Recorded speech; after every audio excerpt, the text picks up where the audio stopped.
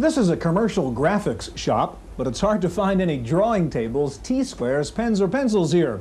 What you do find instead are all these computers and graphics software.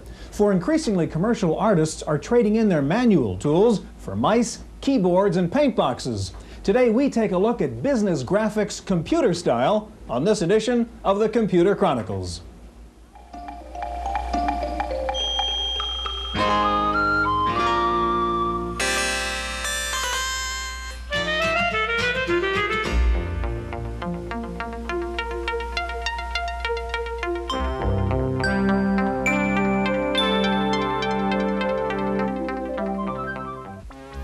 The Computer Chronicles is made possible in part by CompuServe, featuring an online reference library, Wall Street reports, at-home shopping, airline reservations, games, and hundreds of other services.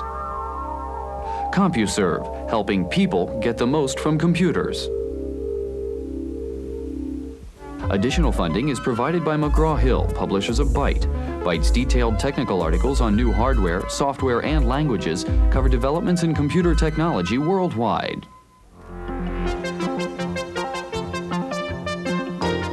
Welcome to the Computer Chronicles. I'm Stewart Cheifet, and this is Gary Kildall. Gary, these are the tools that graphic artists used to use, but as we've seen, they're being replaced by computers. Indeed, at that graphics house we visited at the beginning of the program, I did find a T-square, and they said they use it to pull printer cables from behind the desks now.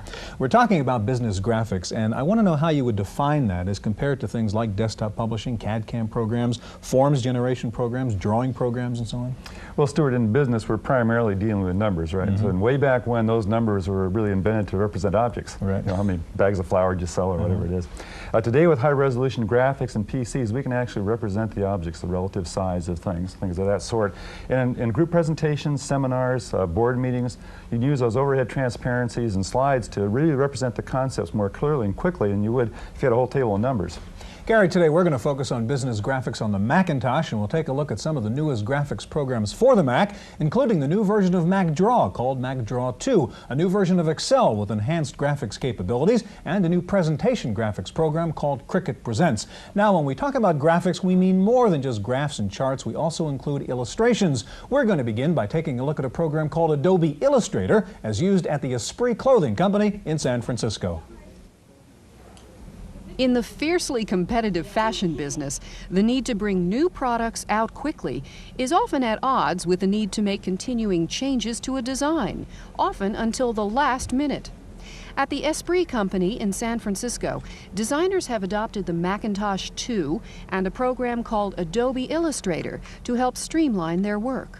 Well, when we first brought the Macs into the design room, I really didn't know what I was going to do with them. I was frustrated in that a lot of our business has to do with change and quick changes, and I became very frustrated in that a lot of the changes were very simple and subtle. They had to do with color initially, and then line and form secondarily, I'd say. Using software that can manipulate free-form shapes, the designer can experiment with different patterns, forms, and colors before committing them to cloth. That kind of flexibility has brought changes to a workplace where much of the product still depends on a paintbrush and a sewing machine. The biggest changes would probably be how we think, I think. How we look at what we do.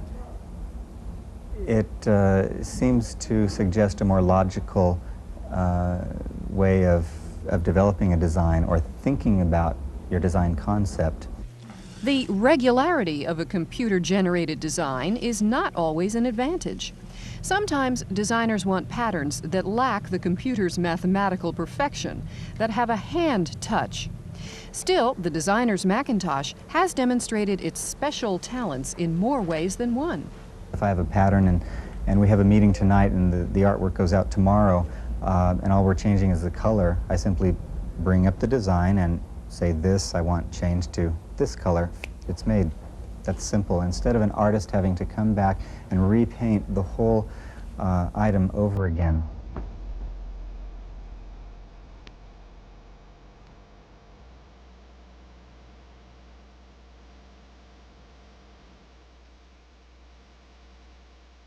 Joining us in the studio now is Praep Singh. He's product manager with Microsoft, the makers of Excel. And next to Pradeep is Marian Kramer, product manager with Claris, Apple's new software subsidiary. They're the makers of MacDraw, Gary.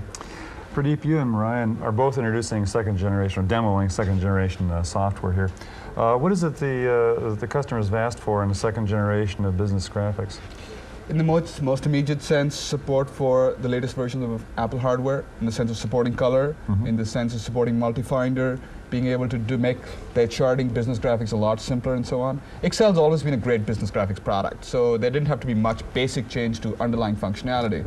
Of course, the new version does a lot of other stuff, but I'm going to focus in on the business graphics section. Okay, can you demo it for us? Certainly. Here's an example of a chart of a table of an insurance premium analysis. Someone's got an insurance payment he makes over 20 years, and he's got a guaranteed policy value, he's got a total policy value which the agent promises him. What we're looking at is data which is in a table, but doesn't really have a strong impact. Let me make a chart out of this and show you how the impact changes. I select the data, I say new, give me a chart, and notice Excel makes a whole bunch of intelligent decisions. It decides what the axis is going to be, it decides what's going to be plotted here, and in fact, if I go in and say add a legend, it even knows what the legend should be. Notice I didn't say anything to the data. It's scaling the data then down according to the values that were in the table and the time span and so forth. Absolutely. It's doing both the scalings and it's deciding what point means what. Okay. And now, in fact, I'm going to try and make this chart a little fancier. I'm going to say, make a combination chart. Give me an area at the back, give me columns in front. So I say area, and in fact, Excel will allow me to scroll through pre-built options of the kind of charts that are already there in Excel. And I just walk through that, and I say, I do want an area chart, so why don't you give that to me? Then I'm going to say, I'm going to take an overlay chart type, and I'm going to put a column right on top of the area. I want two series on the two columns rather than just one. So I go in here and I say, now give me two columns in front. And like that, now I can go on, and in fact, I just need, talking about user interface, I select a legend, I double click on it, I say give me a shadow, make a border weight, change the kind of text you got here. Let's say it's Geneva 14, change the position of this legend, put it at the bottom, and go on. Like this, I can keep adding elements to this chart, and in fact, if you like, I can show you a finished version of the same chart. There. Now I've added arrows, I've added a free box, I've got a title over there, I've got some freestanding text, background color, and so on and so forth. You can make a chart very, very nice. And in fact, printed copy of this stuff looks awesome. Okay, now that brings up the question, what about hard copy? We have to make transparencies, slides. How do you handle those problems? Bunch of output devices. You can use, for example, a Tektronix thermal printer, and I have some output from over here from that. Let me show that to you. Yeah. It's pretty incredible output. What you're looking at is almost an exact reproduction of what you've got on the screen there. Or, for example, you've got a pie chart over here, and in fact, over here you have a stock chart. So you can create some really nice looking hard copy output. Expensive printers. Or you can go to something like a dot matrix, which is cheaper, not quite the same quality level. Yeah, and of course, the laser printer, so you can make transparencies with things like that. Right? True, but black and white. That's the restriction. Exactly. Color laser is coming, but it ain't here yet. Pradeep, can I ask you to slide the keyboard and the mouse over to Marian there? And I want to ask you, you said this new version of Excel has features which take advantage of the Mac II. Can you also run this on a Mac SE, et cetera, and have some extra benefit from it too in terms of the graphics? Oh, certainly. A lot of the user interface enhancements will of course work on an SE too. There's a bunch of other stuff which will work on an SC. It's just the color is available just for the Mac II, of course. Okay, Marian, we want to take a look at the new version of MacDraw called MacDraw II. What are the changes in MacDraw?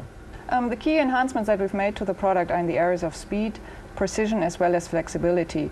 But we tried not to sacrifice the ease of use, which made MacDraw successful in the first place. Can you demonstrate the new MacDraw II and show us exactly what you mean? Let me start off by showing you the speed enhancement that we've made to the product. This is the kind of scrolling speed you wouldn't get on a MacDraw no matter where you run it. When you click from one screen to the other, you don't have any more screen redraw, and that makes it a lot faster to work with the program. But we've as well put in other features to make it easier for the user to work with the program. For example, in this case, I miss Australia. I've already drawn this previously. Now, if I want to look through my old documents, I can just open them as a library, and that way find those objects listed by name, and I can simply retrieve them by clicking on the object and then copying and pasting it into my document. So you were just pulling out that map of Australia from some old document that happened to have that graphic in it. Correct, and where it saved it by name. Another feature that we've put in is a layer feature. So once you have this map, you want to use it probably for several presentations. And that's why we have a layer feature that I can switch on and put transparency overlays on top of my drawing without destroying my underlying graphics and use them over and over again. When I talk about precision, I can now zoom into an area. So for example, if I want to zoom into this polygon and do some editing there, I can do that very easily, and I can zoom up to 100% of the original size. And I can now go in and reshape an object very precisely. So for example, a polygon, I can hit handles and make very, very precise adjustments to it. But that's not all.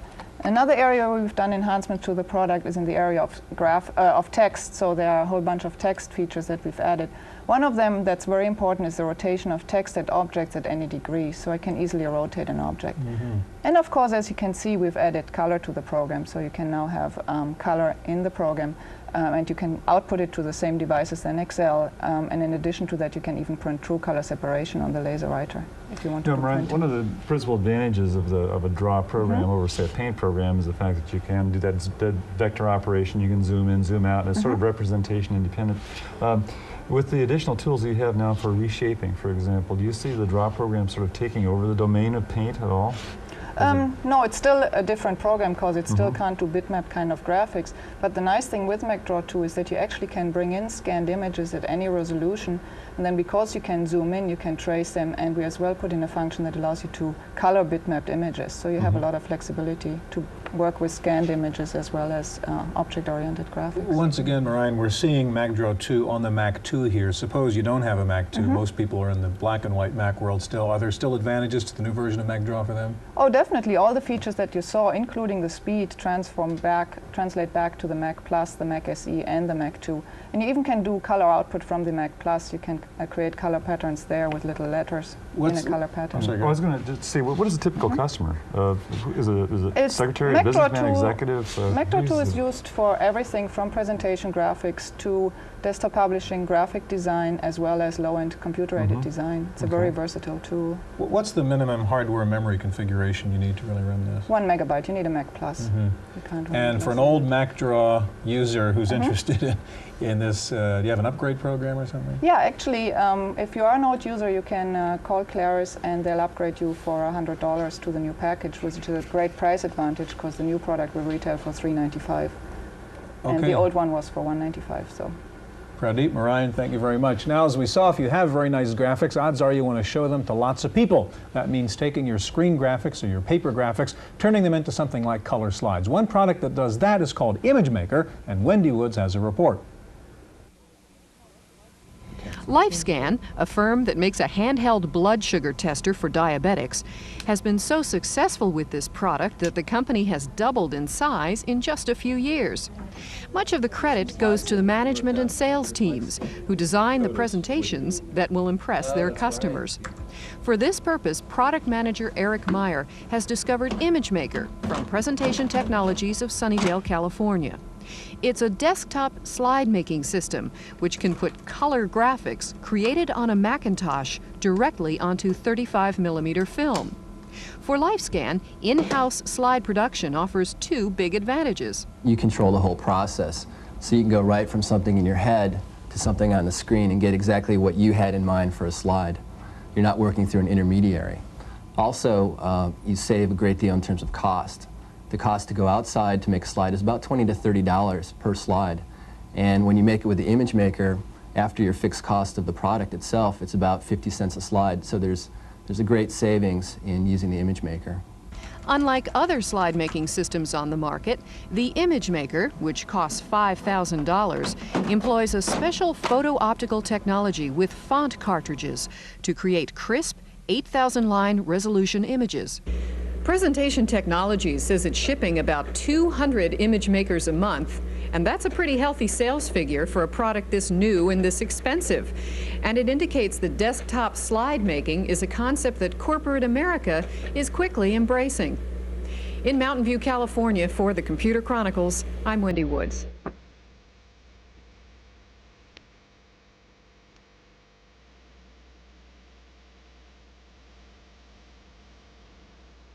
With us in the studio now is Barry Schuler, CEO of Cricut Software. Next to Barry is the president of Cricut, Dara Muldoon. Dara, we talked earlier about the users of the business graphics programs. Do you have to be an artist to use these programs?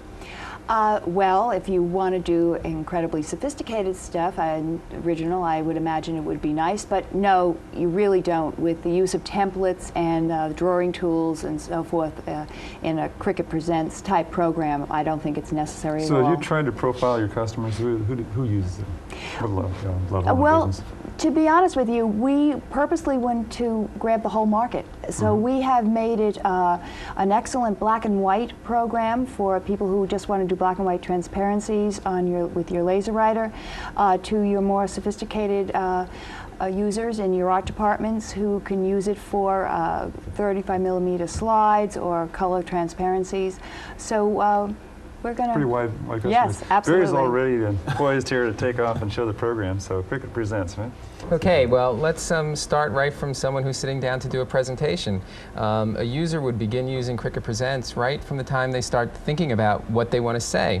The way we help them with that is with a built-in outline processor, the popular Acta outline processor, which is right here. I'll blow it up, and you can see I did a little outline to start with, but you could go on and just gather your thoughts and organize the flow of your presentation and get it exactly the way you want it, and then go on and begin building your frames. You can keep the window right there for a reference, or even to use the keystrokes and cut them and paste them into your frames as you're building them. A feature that helps you build your frames quickly and easily is our templating feature.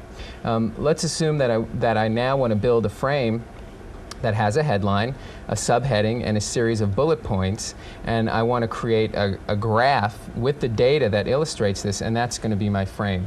Well, so when you say build a frame, Barry, you mean the slide, if you will, that you're going to show at the presentation. Exactly. Okay. Rather than a document processor which has a series of pages, this is a presentation package, and a presentation consists of a series of frames. That could be 35mm frames or overhead frames. Cricut Presents can do any of those different media. We'll begin building our frame by going into our template library, and rather than having to sit there and be an artist and figure out what this frame should look like, we build in a series of templates, which are frame formats in all different types of varieties, that allow a user to go in and say, well, gee, there I've got a headline, a series of bullet points, and an area for a graphic. And again, these come in the program. These are not things the user has previously designed. That's correct, but they can design their own and save them as templates. Save it as a template. So I'll now apply this template to the frame. And as you can see, these are default characters showing you where your bullet points would go, and this is a symbol that indicates you can put a graphic in here. That can be an illustration or a graph or a chart. So the program is saying this would be a nice looking frame for that's right. display. In other words, it makes all the artistic decisions for you. You don't have to be an artist, and you can get a very nice looking frame. I'll remove this graphic symbol and know that that's a space where I later want to bring in my graph. Now I'm going to go back to my outline, and rather than having to retype all the information in, I'm simply going to cut and paste. So I'll cut the headline, I'll go back to this window, and I will go into my edit mode and simply paste in my text. Now you notice when I click off of it, the type style, the color, everything's been selected for me. I can do the same thing with the bullet points and drop them right into that area, again by cutting, going back, going into the edit mode, and just pasting it right in. So very quickly I'm already building my frame. Now in here, are there, default modes there for the fonts and type yes, size and so on? that maintains all of your type parameters, your size, your color, etc. So again, all those decisions have been pre-selected, but it is totally editable. So you could go back and change those. You could go in right now and make any of the changes in formats, or you could just change the color simply from here, select from any of 64 colors. Now I want to go and show a graphic representation of data that I have for my sales projections, and I can do that right from within Cricut Presents using our graphing tool. The graphing tool will let you create a graph, or there's another way, again an easier way to create a graph using our template library. I'll go back to the template library, and in here there are pre-created graphs. I'll go through here. In this case, I'm looking for a column graph. And here we have one that I had done previously. And I will apply it to the frame. Now, this graph template doesn't necessarily have the data, my data in it. And the way that I customize this is by simply double-clicking on it. I go into the data worksheet, and then I would simply... So you have a sort of spreadsheet built into the program also? That's correct. It doesn't have the mathematical functions of a spreadsheet, but it is for putting in your data and formatting your data. And basically then I would just simply click off, and there's my graph. I could enhance this further by going into our drawing tools and perhaps drawing an arrow that points out or enhances a particular point on the chart. Again, I can select all the different parameters for it, customize it. A sample shows me what it's going to look like, and then I apply it to the frame, and there's the arrow. There are several drawing tools. In fact, the drawing tools are very comprehensive and in color, with specialized tools for doing the types of flow diagrams and charts that you would find in a presentation. What about importing graphics and text from other programs? We have very powerful importing features. We support all of the popular file formats, PICT, PIC2, MacPaint, EPSF, and we even let you do some exciting things with the images that you import. I'll bring an image right in now that's a PICT file, and even though this was a black and white PICT file that was created with another program, I can now take this, and with a feature called Colorize PICT, I can colorize this by simply assigning colors to all the patterns that appear and the text as well. The frame version of colorizing old black and white movies. That's right. Ted Turner would love this. And you can see it automatically colorizes. So people who have a library of illustrations they may have created can use this feature. Beyond the actual creation of your frames, we allow you to do your speaker's notes. You can use your, simply go into the note view, and what you would find here is a representation of a screen, and you could go into the text editor and then write your speech right here. Yeah, we have to move along. Just one last question. Dara, do you see this whole presentation graphics thing? I mean, it's almost like a new desktop publishing boom, isn't it? I think definitely, but I also think the market could be even larger. I think, look at us at this table. We're more apt to do presentations than we are to create our own newsletter, personally. So I think the market is quite large, as they have predicted. Dara Barry, thank you very much. That's our look at business graphics on the Macintosh. Next week we'll continue our look with business graphics for the IBM world, so I hope you'll join us then.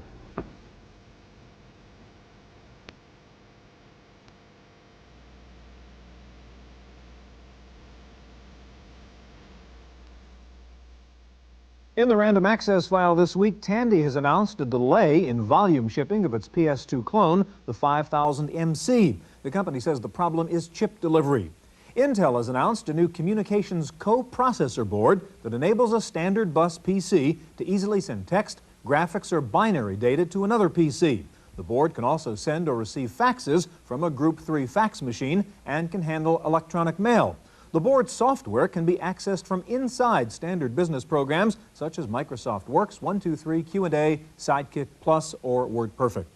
Apple has unveiled a new 4-megabyte Mac II. The company says the extra memory is needed for users working with Multifinder or HyperCard. Apple is also coming out with a 4-megabyte memory upgrade kit for existing Macs. The Supreme Court is planning to put its opinions online. The court has asked for proposals from database providers for a system which could instantly bring high court decisions to lawyers. There is now usually a lag of several weeks before printed legal journals distribute Supreme Court opinions. The Russians were in the Silicon Valley last week not to spy but to buy, and they made a deal with Micropro to develop a Russian language version of WordStar. They were also trying to make a deal to sell IBM compatibles in the USSR. Time for this week's software review. Here's Paul Schindler. For a long time, Apple provided only this fairly basic keyboard for the Macintosh, with no numeric keypad, no cursor control keys, no function keys. The idea was that the mouse and the straight alphanumeric keys would suffice. But a lot of power users wanted a choice, so Apple now offers an advanced keyboard for $230. You can get an even better deal, though, if you buy Datadesk International's Mac 101 keyboard. First of all, there's a row of 15 function keys. You can use them to issue commands and pull down menus. There are also cursor controls and a standard numeric keypad. Mac 101 comes with macros for MacWrite and Microsoft Word. Unlike the more expensive advanced Macintosh keyboard, Mac 101 also helps you write your own macros. Once you're in an application, pull down Disk Accessories and bring up 101 keys. Now there's a 101 item on your menu bar. Plus, the touch of this keyboard is beautiful. It's the best I've ever typed on. And there's an identical keyboard for the IBM PC, making it easier to use an IBM and a Mac together. 101 keys is $170 from Datadesk International. For the Computer Chronicles, I'm Paul Schindler. Commodore is crowing about its first quarterly domestic sales rise in 2 years, thanks mainly to the Amiga. Commodore earnings doubled for the year on sales of $871 million. Meanwhile, Atari reported a drop in earnings despite healthy sales of its computers. The company blamed the bad bottom line on losses in its Federated Stores division. The University of Richmond in Virginia is now allowing freshman students to apply via computer. The usually fat application package is now all on one floppy disk, complete with forms, the school's alma mater, and the fight song. If you would like to know what it was like to land a Cessna inside Red Square in Moscow, you can find out now. There's a new scenery disc for Sublogic's Flight Simulator 2 that displays the Kremlin environment to see if you can duplicate the feat of German pilot Matthias Rust. Of course, there's one major difference in this simulation. You don't have to end up in a Soviet jail. Finally, Echo Industries has developed a new electronic key system based on voice recognition. You dial in a number code so the computerized system knows what voice to look for, and then you say, "Open Sesame," or something like that, and the lock is open. The company says the system is extremely reliable, if anything, too reliable. If your speech is slightly slurred due to too much alcohol, the computer probably won't recognize your voice and won't let you in. That's it for this week's Random Access. See you next time. The Computer Chronicles is made possible in part by CompuServe, featuring an online reference library, Wall Street reports, at-home shopping, airline reservations, games, and hundreds of other services. CompuServe, helping people get the most from computers. Additional funding is provided by McGraw-Hill, publishers of Byte. Byte's detailed technical articles on new hardware, software, and languages cover developments in computer technology worldwide. For a transcript of this week's Computer Chronicles, send $3 to PTV Publications, Post Office Box 701, Kent, Ohio 44240. Please indicate program date.